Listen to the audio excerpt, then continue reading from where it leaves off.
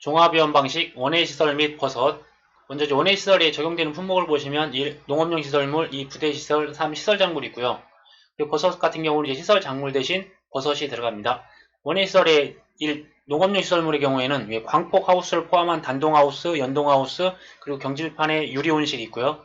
그리고 이 부대 시설의 경우에는 시설 작물 재배를 위하여 농업용 시설물에 설치한 시설을 의미하고요. 단 동산 시설은 제외하게 됩니다. 세 번째로 시설 작물을 보시면 딸기, 토마토, 오이, 참외, 호박, 풋고추, 파프리카, 국화, 수박, 멜론, 상추, 가지, 배추, 파에서는 대파, 쪽파, 그다음 장미, 부추, 백합, 카네이션 등 다수의 품목이 있습니다. 버섯을 보시면 농업용 시설물 먼저 보시면 원예 시설에는 유리 온실이 있는데 버섯의 경우에는 경량 철골조가 있습니다. 이 부대 시설의 경우에는 원예 시설과 동일하고요. 세 번째 버섯을 보시면 버섯에는 이제 표고버섯, 느타리버섯, 새송이버섯, 양송이버섯이 있고요. 각각의 버섯별로 이제 재배 방식을 보시면 표고버섯의 경우에는 원톱에서 원목 재배, 톱밥 배지 재배가 있고 느타리버섯의 경우에는 균병해서 균상 재배, 병 재배가 있습니다. 새송이버섯 같은 경우는 병 재배, 새병 해서 이제 제가 맥주를 3병 마시는데 그래서 새송이버섯은 병 재배가 있습니다. 양송이버섯 같은 경우는 양균해서 균상 재배가 있고요. 그리고 각각의 품목별로 손해조사를 보면 먼저 농업용 시설물과 부대 시설에 대한 손해조사, 버섯이 포함되고요. 손해조사에 대한 내용을 보시면 1. 조사 기준을 보시면 먼저 손해가 생긴 때와 고대서의 가액은 실제 복구 수리비, 즉 제조다 가액으로 보상을 하게 되고요. 그리고 실제로 수리 복구가 되지 않은 경우에는 시가, 감가상각액으로 이제 지급을 하게 됩니다.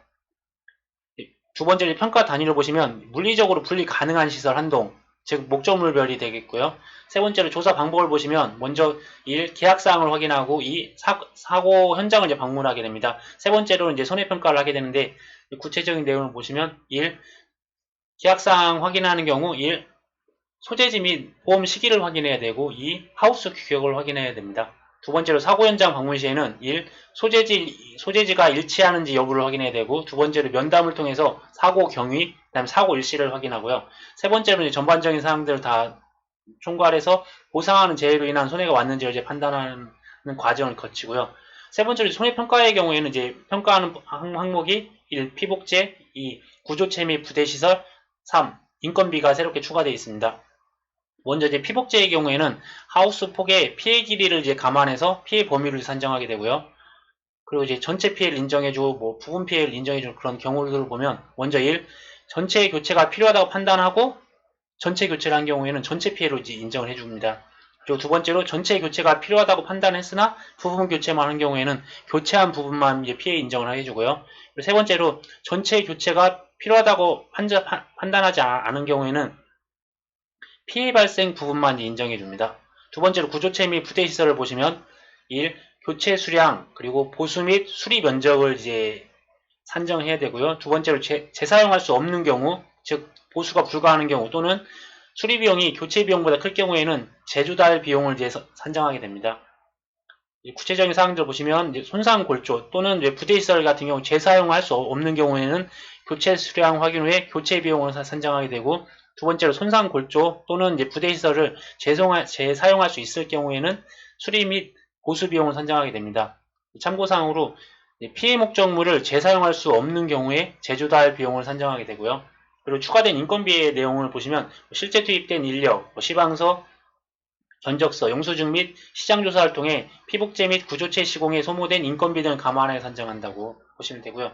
농업시설물과 부대시설에 대한 지급보험금을 보시면 1. 시설하우스의 손해액은 구조체 손해액 플러스 피복제의 손해액이고요. 그러니까 이쪽에 보시면 손해평가 항목에 피복제, 그리고 구조체, 부대시설이 있는데 이 피복제와 구조체가의 손해액이 합쳐진 게 시설하우스의 손해액이고요. 그리고 이쪽에는 부대시설의 경우에는 별도로 산정하게 됩니다. 두 번째로 손해액 산출 기준을 보시면 1.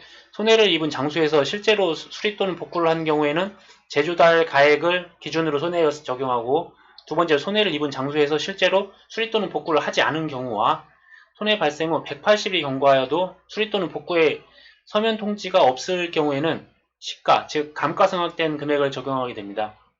세 번째로 보험금과 잔존물 제거 비용의 합계액은 보험 가입 금액을 한도로 하고요. 여기서 잔존물 제거 비용은 손해액의 10%를 초과할 수 없습니다. 네 번째로 손해방지 비용, 대유권 보존 비용 및 잔존물 보존 비용은 보험 가입 금액을 초과하는 경우에도 지급하게 됩니다. 그 보전을 위한 비용들은 초과해도 지급한다는 거. 다섯 번째로 지급보험금의 계산을 보시면 각 1사고마다 지급하게 되고요. 제조달 가액 기준으로 줍니다. 이 제조달 가액이라는 용어는 동형, 동질의 신품을 조달하는데 소요되는 금액이라는 말이고요. 여기서 이제 지급하는 보험금은 손해액 빼기 자기부담금 한 금액에 보상 비율을 곱한 금액으로 하고요. 단 손해액과 자기부담금, 손해액에서 자기부담금을 뺀 금액과 보험 가입 금액 중 작은 값의 보상 비율을 곱하게 됩니다. 이제 여기서 이제 자기부담금의 내용을 보시면 자기부담금은 손해액의 10%를 지급하는데 최소와 최대 범위가 있습니다. 먼저 최소 30만원 이상 그리고 최대 자기부담금 100만원 이하의 범위 내에서 지급을 하게 되고요. 두 번째로 피복제가 단독사고일 경우에도 역시 손해액의 10%인데 최소 10만원과 최대 자기부담금 30만원을 한도로 합니다.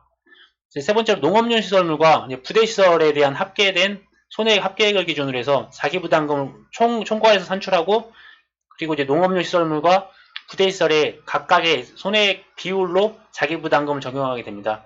네 번째로 자기부담금은 단지 단위로 이제 하게 되고요. 한 가지 사고 단위로 이제 적용하게 됩니다. 다섯 번째로 화재로 인한 손해는 자기부담금을 적용하지 않습니다. 그리고 화재 대물배상 책임조사에 대한 내용을 보시면 1. 조사 기준은 손해평가는 피보험자가 보험증권에 기재된 농업용 시설물 및 부대시설 내에서 발생한 화재 사고로 타인의 재물을 망가뜨려 법률상의 배상 책임이 발생한 경우에 한하여 조사가 실시되고요. 구체적인 조사 방법을 보시면 1. 피보험자가 피해자에게 지급할 책임을 지는 법률상의 손해배상금 조사를 하고요. 두 번째 피보험자가 손해 방지 또는 경감을 위하여 지출한 필요 또는 유익하였던 비용을 조사하고 세 번째로는 피보험자가 지급한 소송비용, 변호사비용, 중재, 화해 또는 조정에 관한 비용을 조사하게 됩니다.